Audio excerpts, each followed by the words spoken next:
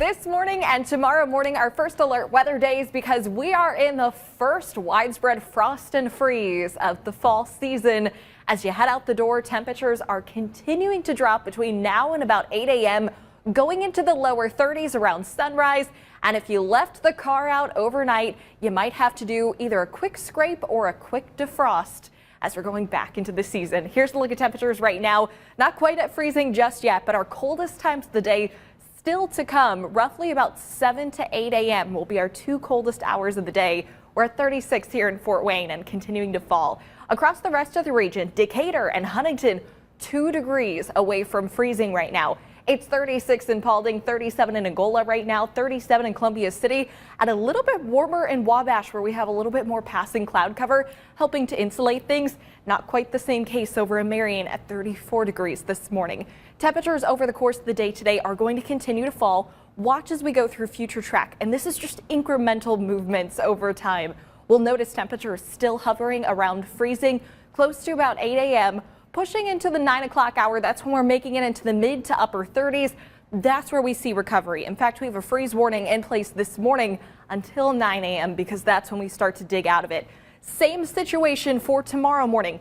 Tomorrow morning, we start out cold, but our coldest times of day still right in that sunrise hour. Sunrise this time of year is just a few minutes before 8 a.m. and right in that last quarter of 7 o'clock, that's when we really start to dip. Temperatures will recover for tomorrow by the mid-morning hours. Our high today in Fort Wayne is 57 degrees, partly to mostly sunny skies. You just saw our Sawyer Osman out there earlier at the 122nd Air Base. Another group of veterans headed out for honor flight. And in D.C., temperatures actually pretty similar, only 58 degrees for their high today. Satellite and radar taking us through the rest of the day. You'll notice things are pretty quiet, but over in northwest Indiana, a few lake effect rain showers going on. That's actually why our neighbors off to the west aren't seeing frost like what we're seeing here at home, because not only do they have the rain, but they also have more cloud cover to help keep them warm. I think that cloud cover tries to drift in a little bit more today, though, so we're not quite as sunny compared to what we've seen. In fact, future track will show a decent amount of cloud cover by the mid-morning hours and the early afternoon.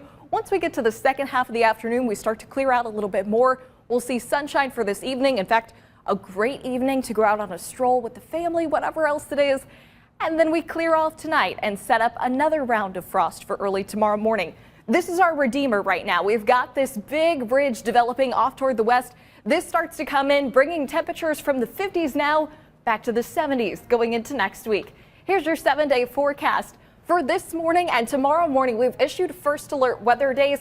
This is mainly for our farmers and our avid gardeners, because this type of frost and freeze in the season will likely harm, if not kill, a lot of the crops and the sensitive vegetation.